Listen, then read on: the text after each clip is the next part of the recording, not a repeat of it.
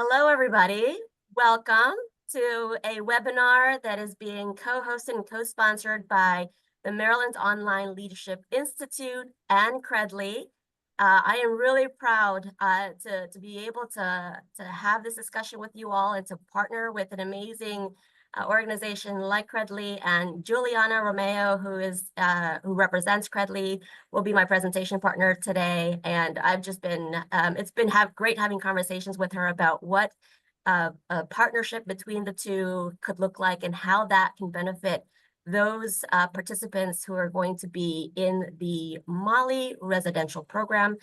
So we do have a presentation for you, and then we will offer an opportunity for any of you to ask us questions at the end of the presentation.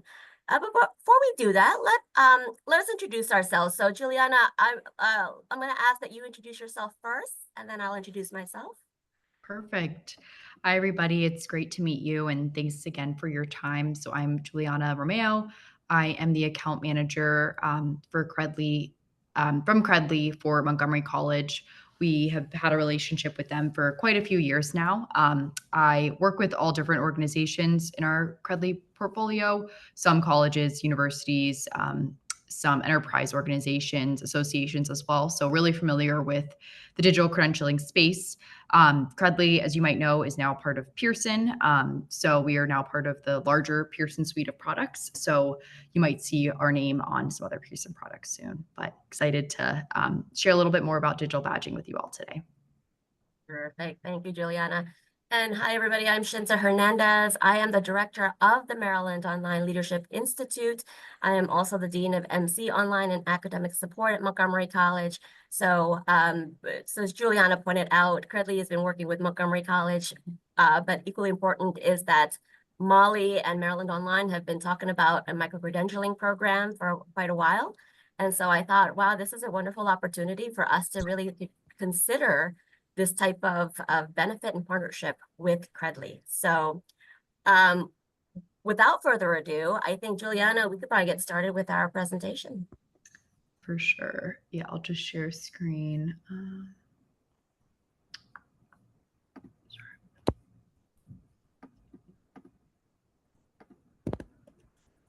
Let me go. Sorry. I'm usually a Teams person, so I'm like trying to remember how to use Zoom. It's been a while. Okay. Can you see, is the slideshow showing up full screen? Not yet. Nothing is showing up yet. Really? Okay. Really? And if you'd like, Juliana, I can certainly share a screen. Totally up to you. Yeah. Could you, sorry, it's telling me I need to like reset my Zoom if I want to share a screen, if that's okay. No problem at all. So let me Thank just you. go ahead Sorry and about share that. screen. No, you're good. All right. So may I just get a thumbs up or a head nod just to let me know that the cover slide is showing up? It is. Thank you so much. Perfect. All right. So as I mentioned earlier in our introduction, Juliana and I are going to talk about how the partnership between MOLLI and Credly and the benefits of those participants who will be in the residential program that is happening in Annapolis, Maryland this summer. But of course, we thought that it would be appropriate to talk about what MOLLI is before we dive into the actual micro-credentialing conversation. So let me just say that, in my portion, I'm going to talk a little bit about the history of MOLLI, and then I'll share with you what that structure looks like, what does the Institute look like, and then dive into the actual residential program itself and the process to apply and the selection process and all those wonderful, amazing milestones that come with applying for a program.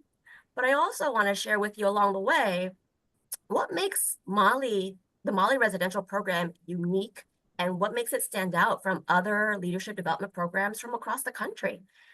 So hopefully, but by that point, you will be able to see that this is an amazing program that has been running for many, many years, and certainly hope that you continue being interested in seeing what this could do for your personal and professional growth. So before I get to MOLLI itself, I'd be remiss if I didn't talk about Maryland's Online very briefly. Maryland Online was launched in 1999 as a statewide online education consortium. And it has about 19 member institutions, colleges and universities throughout the state of Maryland. And MOL, which is the acronym, MOL offers a variety of things for its member institutions and a lot of knowledge and expertise, specifically on the online education space for those in the state, but also widespread as well. And so from Maryland Online, there was a conversation about developing and implementing a project that is now called Maryland Online Leadership Institute. This was created in about 2017, and the Institute itself is really like the professional development arm to cultivate leaders in online education. So the professional development that one receives through the Institute is really from a leadership lens. Hence the word leadership in the name itself. And we fondly call it MOLLI. And by the way, I've included the URLs of both Maryland Online and MOLLI there, so that when you have some time later today or tomorrow or at some point soon, you'll get a chance to take a look at those websites. Now, as I mentioned, MOLLI as an institute offers a lot of professional development and a variety of professional development, but its signature program is the residential program. And this program coming up this summer is going to be the 6th one. And I want to also say to you that there was the founding director who just recently retired, Doug Gray, who did an amazing job launching, implementing, and scaling it up to what it is today. And when I became the MOLLI director, the second MOLLI director over a year ago, I had a vision of reimagining it. And I wanted the residential program to obviously speak to online education and leadership development for this era in higher education, because we all know in this room, education landscape is changing so rapidly, and programs, leadership development programs, online education programs should also change at a similar rate. So we went through several discussions about what a reimagination would look like. And so the residential program is one of the reimagined components of MOLLI in general, okay? And so I'm going to talk a little bit more now about the residential program itself. I'm going to talk a little bit about the structure. There is a mantra that we have in the residential program, and that is the 3 I's. The 3 I's stand for immersive, intensive, and interactive. When participants are selected for the residential program, there is a requirement for those participants, that cohort of participants, to stay on site with us the entire duration of the program. The lodging place is the Historic Inns of Annapolis, and this year it is happening from July 21st to the 24th, so it's a Monday through Thursday. And the intent behind this institute, the residential program, is that it is very small group focused. We, by design, don't have more than 30 people in the cohort, because we have developed, created, and will implement activities throughout. It could be workshops, it could be scenarios, it could be a lot of different things, that it makes sense for us to have these small groups so that we can really go deep dive and be really intense with the curriculum that is going to be provided to the participants. It is a very rigorous curriculum. These sessions all throughout those 4 days are led by experts in higher ed, led by experts in those different areas of higher ed and online education. So, you're getting an exposure to people who are the big names in those fields. It is also considered intensive, this residential program, because of the numerous activities that are a part of the program. So there is a pre-RP activity, so that happens before participants come to Annapolis in July. So about a month or two before, there is a pre-activity, and that pre-activity is intentionally connected to all the other activities that are happening when the participants are on site in Annapolis. We are big fans of making connections, connecting the dots. We find that when you do that, things make sense and things are they are much more applicable to the things that we do in our everyday work. So there will be a pre-activity, then you've got the activities during the duration of the residential component in Annapolis, and then you also have post activities as well, including the signature annual team projects. These annual team projects are really special in so many different ways. One of the ways is you start the team project when you're on site in Annapolis, you get to know your teams really well. You collaborate and work on a topic that is relevant in higher education. And what is really another thing that makes it really special is that these projects have significant impact in online education as well as leadership across the board. And so you get to be proud of the work that you and your team members are doing through these annual team projects, because you get to see the impact that it makes on the broader higher education community. And those annual team projects continue even after you leave Annapolis.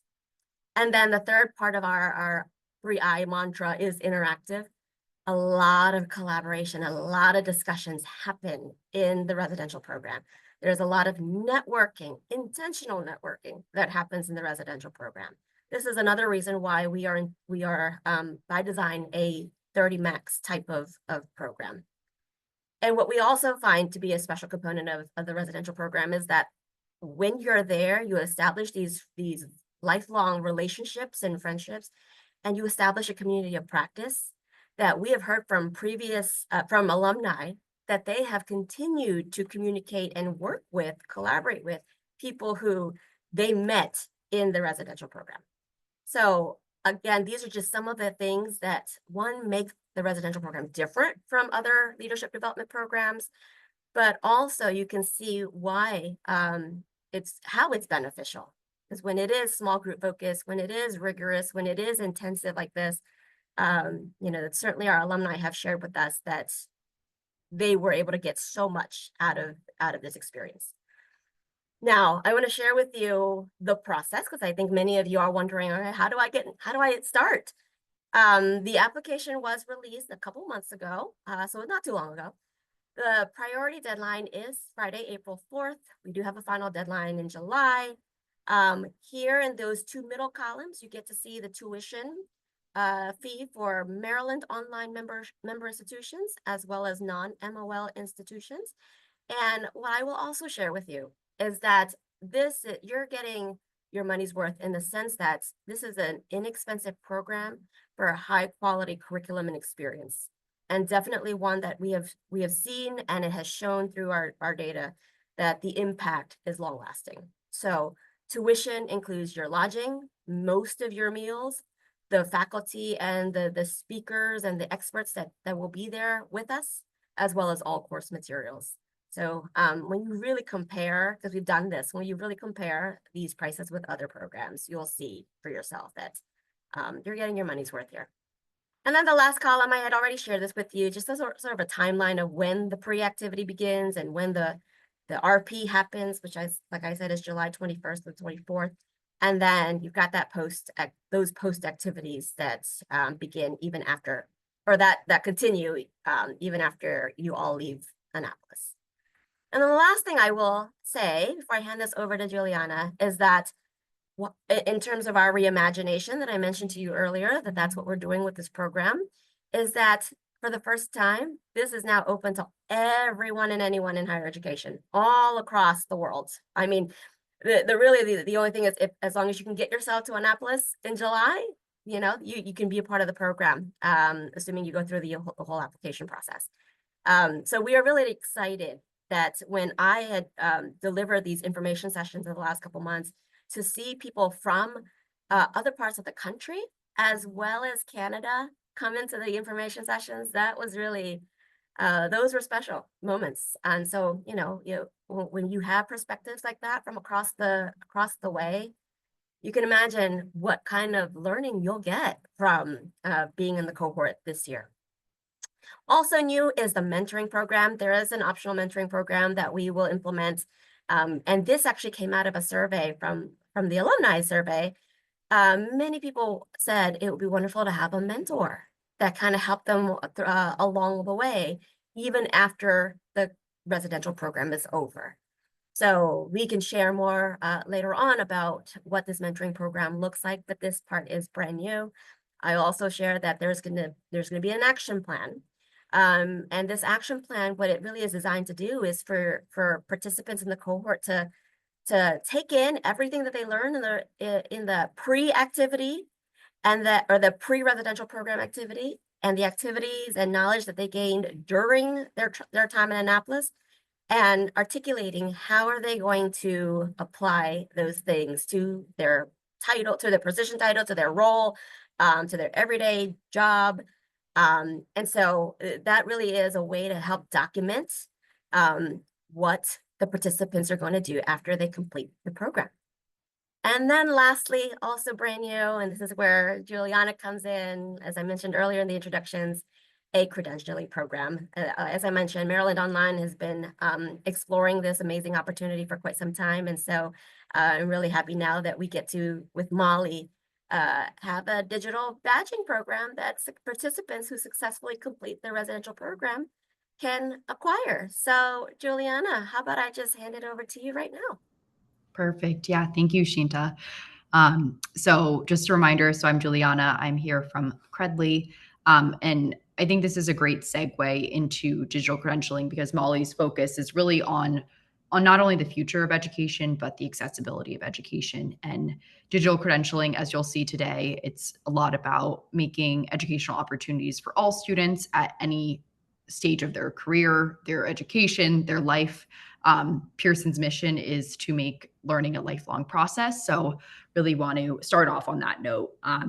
And today's presentation, I don't want to make it just about Credly because I'm sure you've all been familiar with Credly before, or if you're not, this might be your first introduction, but really want to make it about what digital credentials are, how it can be used in higher education, and how you could be implementing it as well. So just wanted to get a raise of hands. Has anyone here before received a digital badge or a Credly badge? If you could raise your virtual hand or your hand, that'd be great. See if anyone, okay, I see a few. Mary, you've received a badge. Anyone else? A shade and Tia have also received badges before. Perfect. Okay. Yeah, I just like to get a sense of where people's familiarity are with badging, and just gives me a sense of how in detail we should go into. So just a little bit more about Credly. As mentioned, we are a part of the Pearson products or suite of products. We sit in our enterprise learning and skills division. So you might, when you think of Pearson, you might think of testing, textbooks, but Pearson is really becoming more of a lifelong learning platform. So Credly became part of Pearson about like 3 years ago at this point. But Credly itself has been around for over 10 years. So in that time, we have issued 3.5 million US higher education badges across all of Credly. I think we just reached 100 million badges. So that was like a big milestone for Credly, issuing 100 million badges. So across those badges that have been shared, those have generated 930,000 shares on social media. So a big part of badging is not only recognizing what the skills are involved with that specific badge and what we're verifying that earner has, but also the marketing that comes with having a badge and sharing it online digitally, and the marketing it brings for your program. So 2 different benefits here, one for the earners and one for the program itself. Next slide. So just to give you an overview of a digital credential and what it really is.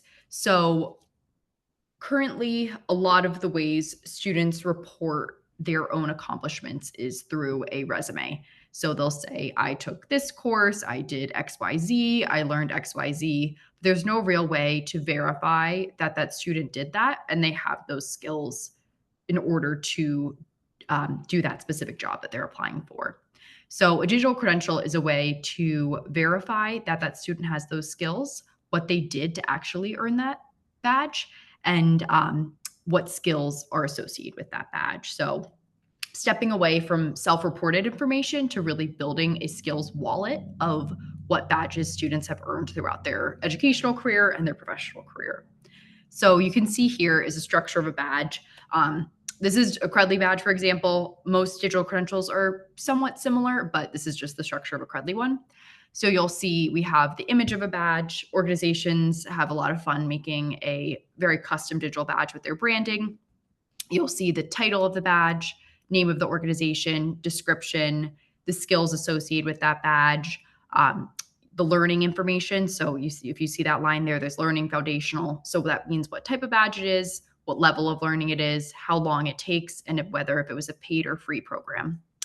So you'll see here, there's multiple ways to promote your course as well. So if you have a non-credit course or even the MOLLI program, if they're promoting their badge on Credly, you'll be able to link to earn this badge. So earners, whenever, say I share a badge on LinkedIn, someone could look at that badge and sign up directly for the MOLLI course by clicking earn this badge. So not only a way to verify that I had involvement in this program, but also to market the program itself since I'm sharing it with my network.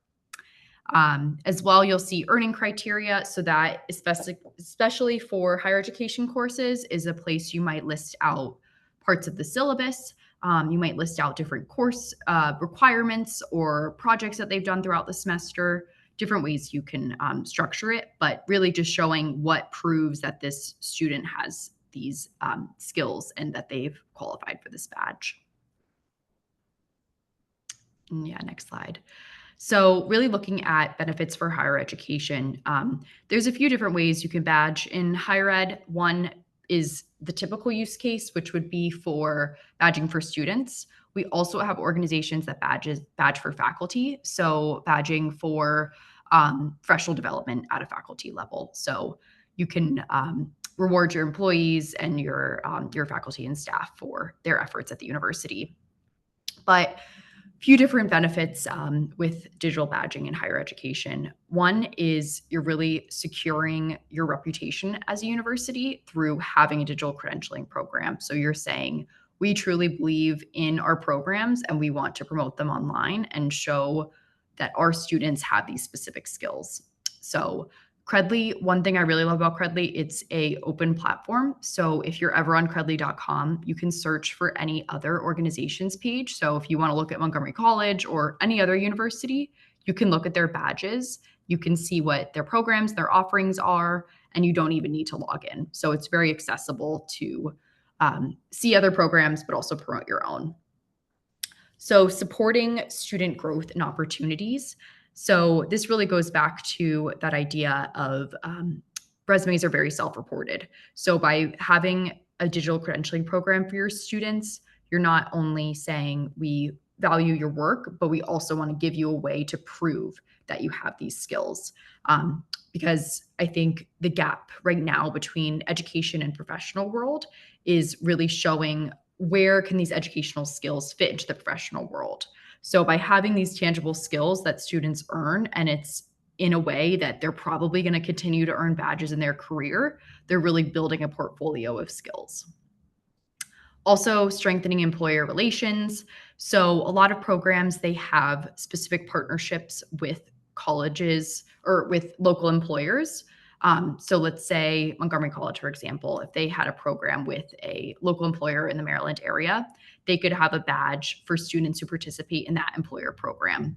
So you're verifying, yes, we work with this specific employer and we are helping our students prepare specifically for that career.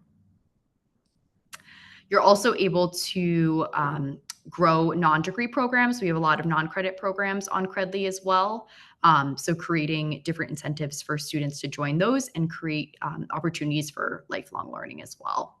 So a lot of current, even like continuing education programs are on Credly, or people who are doing workforce development. So lots of different non-traditional ways than the traditional higher education that are being badged on Credly. So how it's actually working. So the process starts with issuing a badge. So once a badge is issued, a student would get an email saying you've earned a badge from the organization. And then you'd have the option to accept the badge and it becomes part of your badge portfolio. And then as an account owner, you have the opportunity to track engagement and measure ROI. So you can see where your badges are being shared. Majority of badges, I'd say, are being shared on LinkedIn.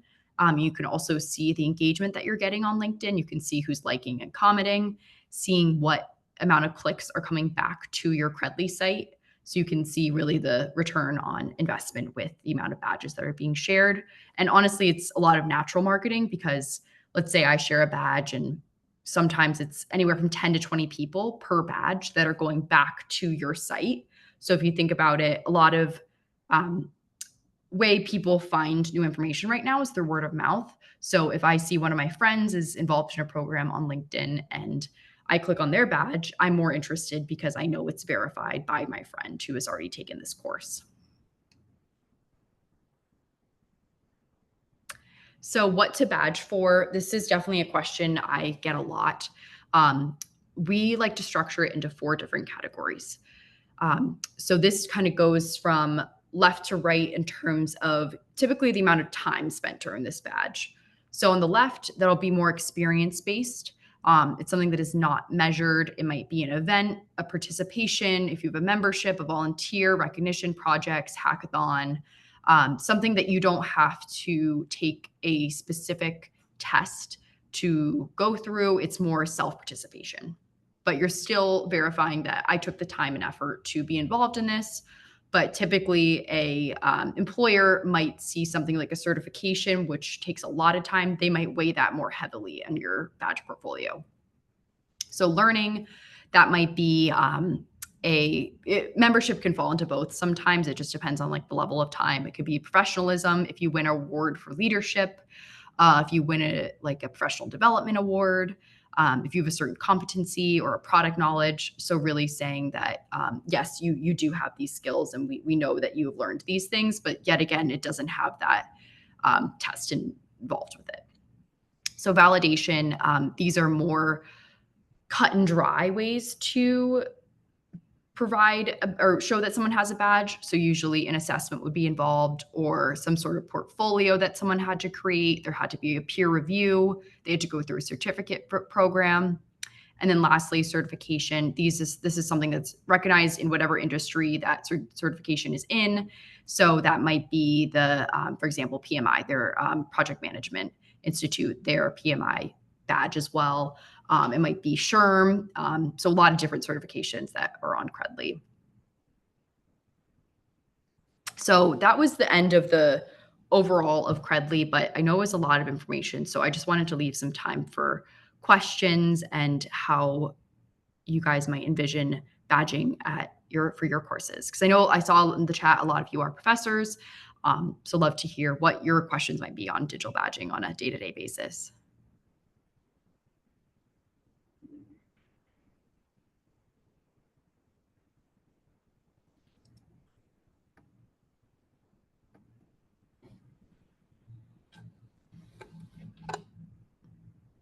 Yeah, I don't see any questions, but I can definitely leave my name and email in the chat if you guys want to continue to talk about badging. If you'd like to see a further demo of Credly, happy to do that as well.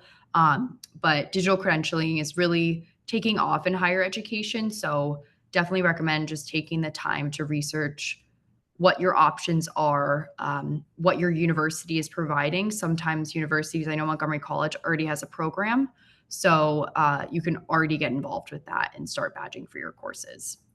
Well, Juliana, and I also want to piggyback off of your comment about just digital badging, micro-credentialing is becoming more and more significant part of higher education. And as I do environmental scans of higher education across the country, I'm seeing, positions actually dedicated to a micro-credential. So it's interesting to see, again, the evolution, the landscape of higher education changing in so many different ways, but this one obviously being one of them.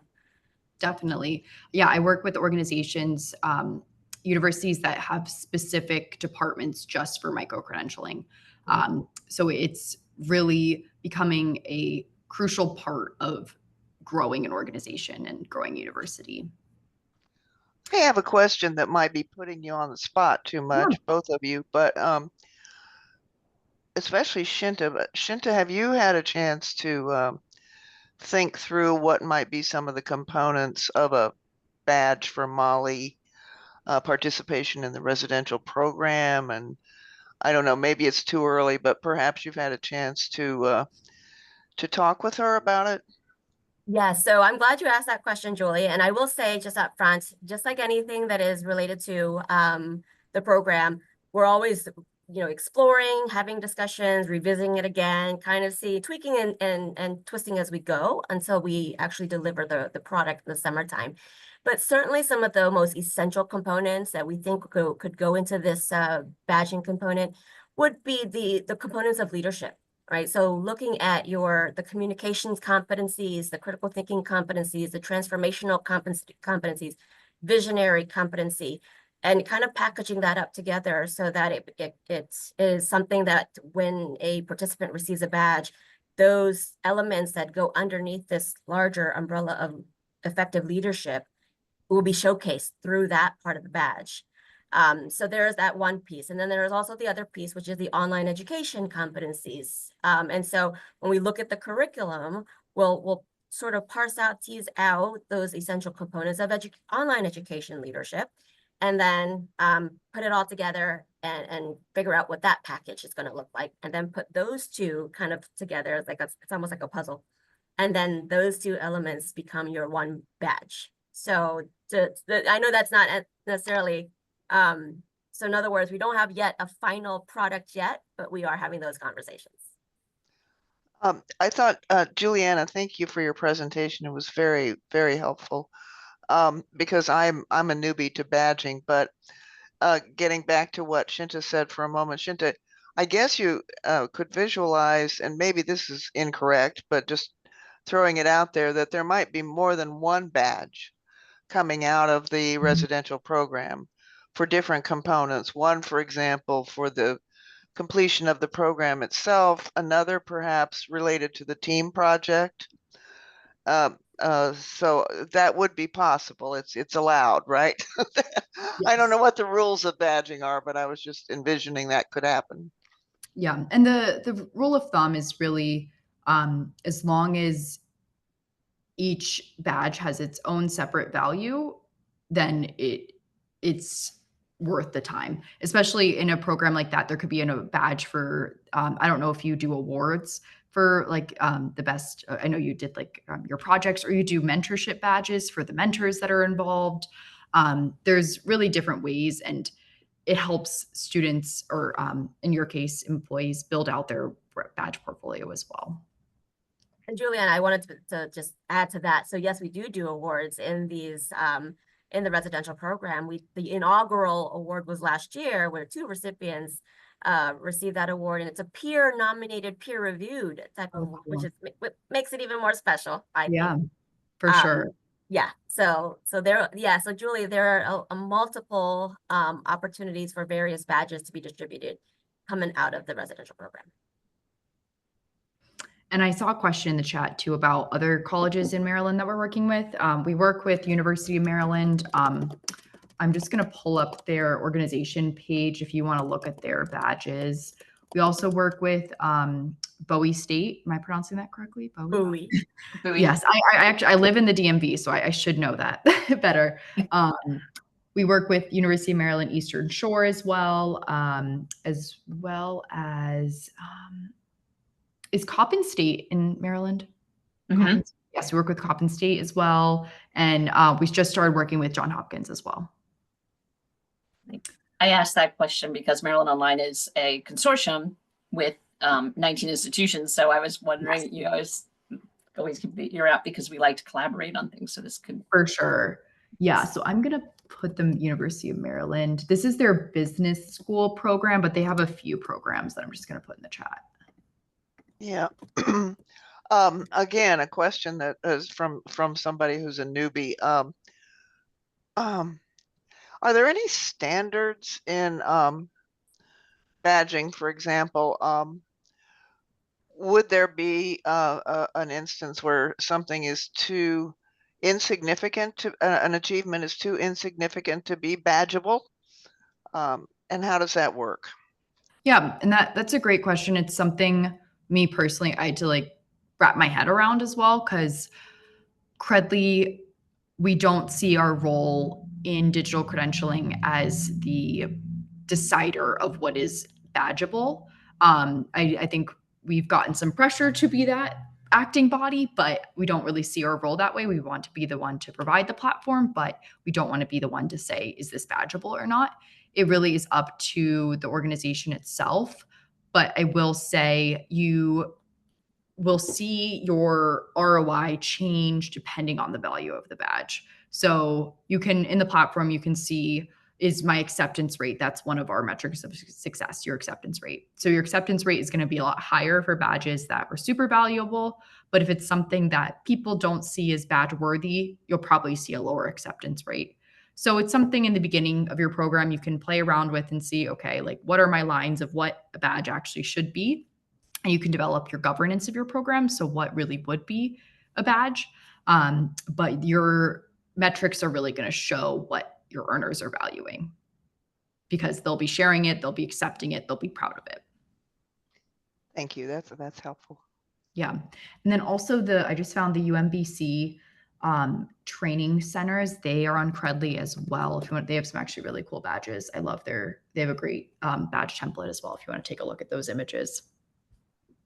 Well, and I don't usually put audience members on the spot, but I am going to ask, when Juliana asked how many of you all have badges, there were a handful of you who raised your hands. So if you don't mind sharing with us your experience as somebody who holds badges or micro-credentials, what process did you go through? What did you do to get it? And how has it helped you along the way? This is Mary. I was just going through my Montgomery email and saw I had a couple of them that was there. And I had forgot I had the one through Problem Solver, which was offered through professional development at Montgomery College. The quality assurance one, where we worked together, quality assurance reviewer. We worked together to kind of pilot and help, build that program there. So for me, I added definitely to my Vita. It's almost like now having that digital business card, that people really do recognize, the badges. So thanks again for the reminder today of the value of them. I need to get on LinkedIn, so I think that I would probably be able to promote them a little bit, a little bit more. For sure. And you can share as like a post on LinkedIn, or you can just add it. I believe it's like a credentialing or certification section of your LinkedIn profile. You could just add it to your profile and you can link the badge itself there. So a few different ways. You can also put it in email signatures. People put it on their portfolio or their website. But I loved your point about like a digital business card. It's super easy just to link in places so people can really verify what your achievements are. We also have transcript versions. So students, if they've taken a lot of courses and they want a digital transcript, they can also create those through Credly. My name is Katie. I have a badge. Hi, everyone. I did a training as a mental health instructor. So I have a badge on mental health instructor as a first mental health first aider and also instructor. I also have a credential on leadership. I have a badge, but I was not able actually to retrieve that one. I retrieved the one from the mental health, but that one also I had to go to LinkedIn. So I had to do a portfolio for the leadership credential, and I had to do a presentation for mental health also certification. So these were very valuable, and we spent a lot of time with those trainings, and we're very happy to have the badge at the end. Yeah, that's great to hear. Thank you.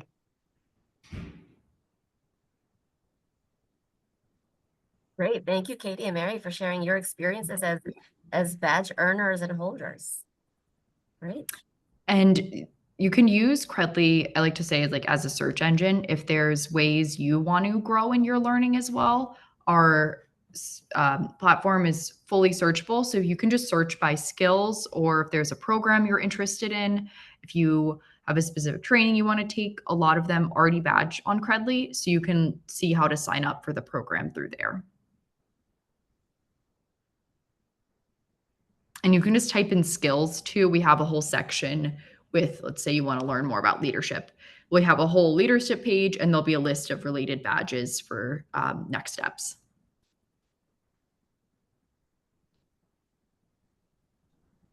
Just out of curiosity, other than education and higher education, what are some of the sectors that you heavily serve, that Yeah. Credly heavily serves? Great question. Yeah, so definitely in the DC area, a lot of associations. There's membership badges, continuing education, certifications, as well as associations. Another large part of our client base is enterprise corporations. Google, they have a Google Cloud. They have a huge program on Credly.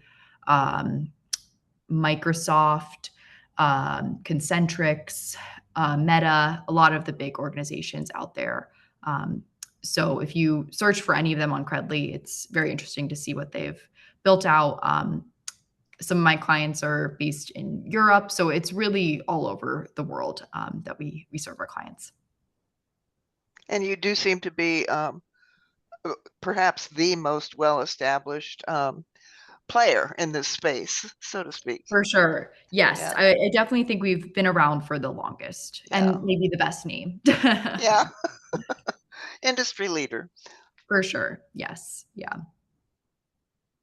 Yeah. And definitely, I think being a part of a larger organization like Pearson really helps us have the backbone to continue to grow the product. I think digital credentialing is still so young in its potential. So we're every single month releasing new product updates and really exciting things coming. I know the rest of this year, especially with making digital badging more streamlined. We have a new feature we launched called Pathways, which is basically creating learning pathways for certain programs. So let's say you need these 3 badges to unlock a master badge. So being able to automate learning a little bit more and having obvious next steps for earners on what they can do to continue down that path. Especially now that we're in an era of lifelong learning, you know. Exactly. Yes. Yes. And I think Credly's still a little young in its phase to be able to do this. But if you think about 20, 30 years from now, people are going to be earning badges all the way from college to late on in their career and all in one portfolio. The nice thing, you can have all of your different emails on one account. So even if you change employers, you'll all have badges on that one account. Yeah. 25 years ago, when Maryland Online started as an organization, our tagline was "Your link to lifelong learning." And I was just thinking this week about how we've kind of moved on in our messaging, but we shouldn't forget that our roots are in serving the learner, throughout the lifespan, really. For sure. I love that. Are there any other questions for Juliana or for me?